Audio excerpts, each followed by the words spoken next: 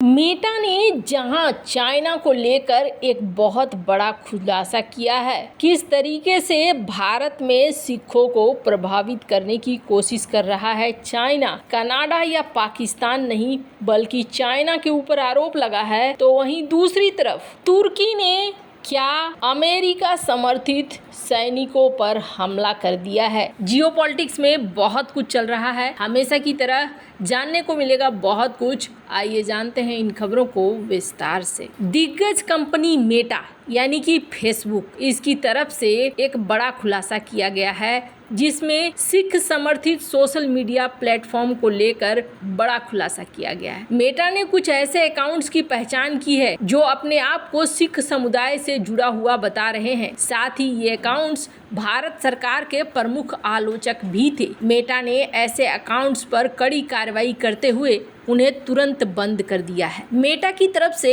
एक social media में मौजूद अकाउंट की जानकारी देते हुए कहा गया कि आधा सिंह नाम का एक अकाउंट अपने आपको यूके में शिक्षा पाने वाली पंजाबी लड़की के रूप में पेश करती है। प्रोफाइल के मुताबिक आद्या दिल्ली में रहती है और सिख विरासत और संस्कृति के प्रति गहराई से भावनात्मक रूप से जुड़ाव रखती है। आद्या भारत की केंद्र सरकार की प्रमुख आलोचक है। उनके अधिकतर सोशल मीडिया पोस्ट खालिस्तान का समर्थन करते हुए पाए जाते हैं। आद्या सिंह के सोशल मीडिया अकाउंट को लेकर अब एक बड़ा खुलासा हुआ। ये खुलासा मेटा की तरफ से किया गया। दरअसल आद्या सिंह नाम का वास्तव में कोई है ही नहीं। मेटा की रिपोर्ट के मुताबिक आद्या सिंह नाम का सोशल मीडिया अकाउंट चीन समर्थित था और ये चीन के फर्जी प्रोफाइल नेटवर्क का हिस्सा था। इस सोशल मीडिया अकाउंट्स पर भारतीय खुफिया एजेंसी को भी लंबे समय से संदेह था और अब इस अकाउंट को लेकर कई तरह के सबूत आए हैं। इंस्टाग्राम, फेसबुक, टेलीग्राम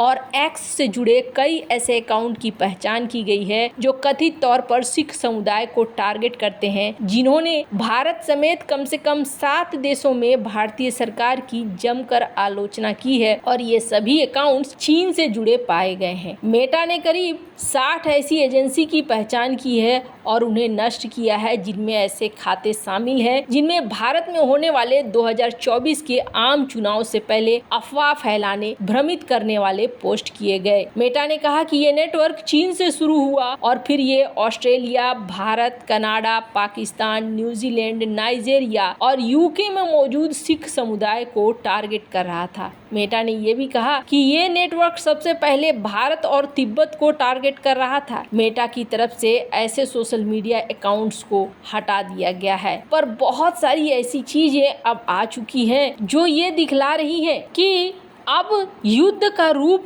बदल चुका है, युद्ध लड़ने के तरीके भी बदल चुके हैं। वैसे भारतीय चुनाव को प्रभावित करने के लिए कई तरह की चीजें चली है, ये बात भी कहा जा रहा है। वियोन की एक रिपोर्ट देख सकते हैं। एक तो ओपन एआई के अनुसार इजराइल बेस्ड कंपनी के ऊपर भी आरोप लगा है कि ये भारत में चुनाव को प्रभावित करना चाहती थी। ये चीजें ऐसी चीजें हैं आज के समय में, जिस तरीके से इंटरनेट की दुनिया बढ़ रही है वैसे में बड़ा आसान हो जाता है प्रोपेगेंडा को भी फैलाना। और जैसे ही इसके बारे में खुलासा होने लगा है वैसे ही एक चीज तो समझ में आने लगा है कि विदेश में रह रहे सिखों को बरगलाने का काम किया जा रहा है। मुख्यतः पंजाब में बाढ़, खालिस्तानी आंदोलन, निज्जर हत्याकांड, इसे लेकर इस तरीके के अकाउंट्स प्रचार कर रहे हैं ताकि भारत के खिलाफ एक माहौल बनाया जा सके। अब ये चीजें निकलकर सामने आने लगी हैं और अच्छी बात यह है कि कम से कम दुनिया को पता तो चलने लगा है कि यहाँ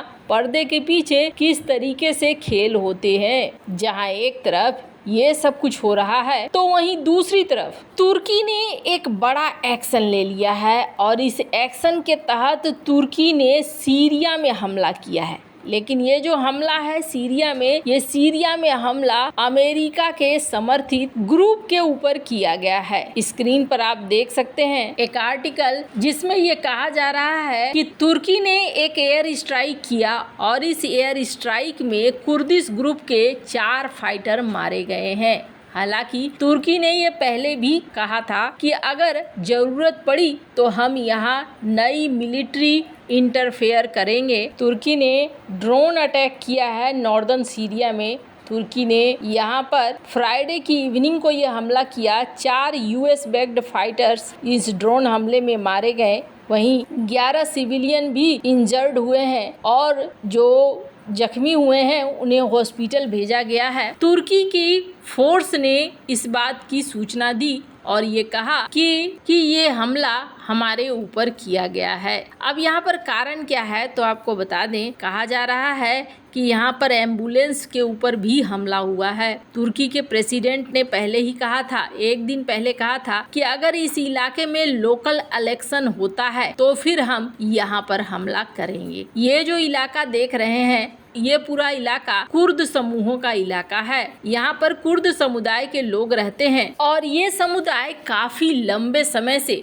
अपने लिए एक अलग देश की मांग कर रहे हैं और इसी वजह से तुर्की हमेशा इसमें अटका रहता है और लड़ाइयाँ होती रहती हैं। फिलहाल तुर्की ने यहाँ घातक हमला किया है। तुर्की का सरकार का ये कहना है कि ये प्रतिबंधित ग्रुप है, किसी भी तरीके से मदद नहीं मिलनी चाहिए और अगर ये आगे भी ऐसा ही करते रहे तो इनके ऊपर हम हमलों को बरकरार रखेंगे। वैसे आपको बता दें, तुर्की और अमेरिका के बीच इस वक्त रिश्ते बिल्कुल भी ठीक नहीं है। कहा जा रहा है कि तुर्की ने जो किया है इसको लेकर कई तरह की बातें कही जा रही है। तुर्की ने यहाँ पर फिर से विवाद को बढ़ा दिया है और जिस तरीके से एग्रीकल्चर के भूमियों पर हमला किया गया है, ये हमला फसलों को आग लगा रहा है और फसलों को आग लगाने का मतलब है कि जो पैदावार होनी है वो इस साल की पैदावार भी इससे प्रभावित होगी। स्क्रीन पर आप देख सकते हैं,